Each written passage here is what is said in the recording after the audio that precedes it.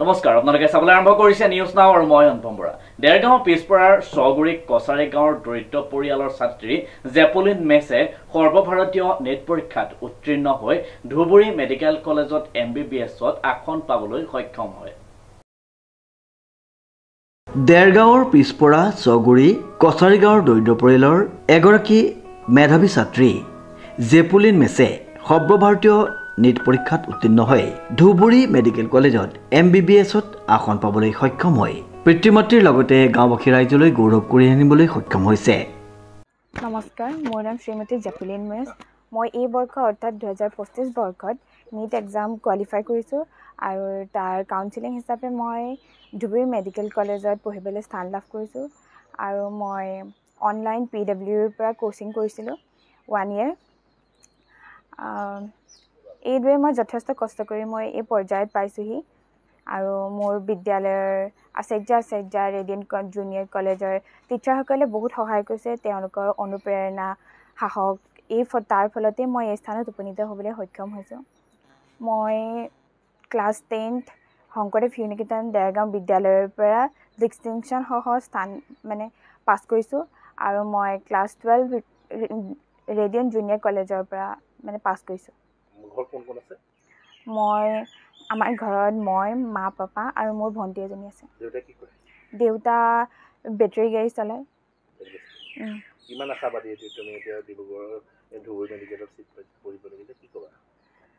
মই যাতে ভৱিষ্যতেও এইদৰেই মোৰ গাঁৱলৈ আৰু পৰিয়াললৈ সুনাম কঢ়িয়াই আনিব পাৰি আৰু মই গাঁৱৰেই নহয় অসমবাসী ৰাইজক যাতে মোৰ যি ছাৰ্ভিচ প্ৰদান কৰিব পাৰোঁ তাৰে আশা থাকিল আৰু মই এনেদৰে কষ্ট কৰি জানিব পৰা মতে অতি দৰিদ্ৰ পৰিয়ালৰ জেপলিন মেছ দেৰগাঁৱৰ পিছপৰা অঞ্চল ছগুৰি কছাৰী গাঁৱৰ ধৰ্মেশ্বৰ মেছ আৰু মুনমী মেছৰ কন্যা।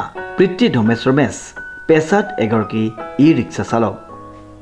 ছোৱালী এতিয়া সৰুৰ পৰা যিমান কষ্ট কৰি আজি যিটো ফল দেখুৱালে সেই তাত মই নথৈ ছোৱালীক ধন্যবাদ দিছোঁ আৰু মোৰ যিখিনি কষ্ট কৰা ফল সেইখিনি লাভৱান হৈছে বুলি ভাবি মই ইয়াকে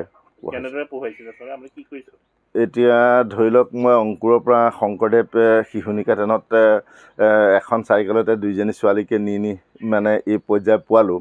আজি 2-3 বছৰ হৈছে বেটেৰী গাড়ী এখন ল'লোঁ আৰু বেটেৰী গাড়ীখনতে লৈ আজি 2 বছৰ তেওঁলোকক নি আজি হায়াৰ ছেকেণ্ডেৰী পাছ কৰিলে। পাছ কৰাৰ পিছতে আজি সেই নীট পৰীক্ষা দিলে। নীট পৰীক্ষা দিয়াত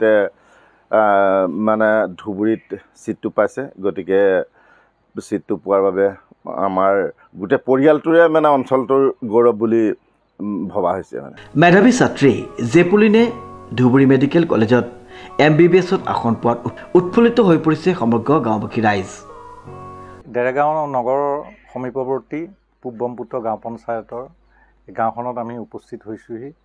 আমাৰ পুৰণা চিনাকি আমাৰ ব্যৱসায়ী ধৰ্মেশ্বৰ মেছৰ কন্যা জেপলিন মেছে MBBSত ধুবুৰী চিকিৎসা মহাবিদ্যালয়ত আসন পাইছে। আজি তেওঁ যাব, শুভেচ্ছা জনাইছোঁহি তেওঁ পিতৃ ধৰ্মেশ্বৰ আৰু মাতৃ মুনমীক আৰু এওঁক পৰৱৰ্তী সময়ত আমি বিশেষজ্ঞ চিকিৎসক হিচাপে দেখা পাম বুলি আশা ৰাখিছোঁ আৰু তেওঁৰ লগত বাৰ্তালাপ দীৰ্ঘ সময় কৰিছোঁ।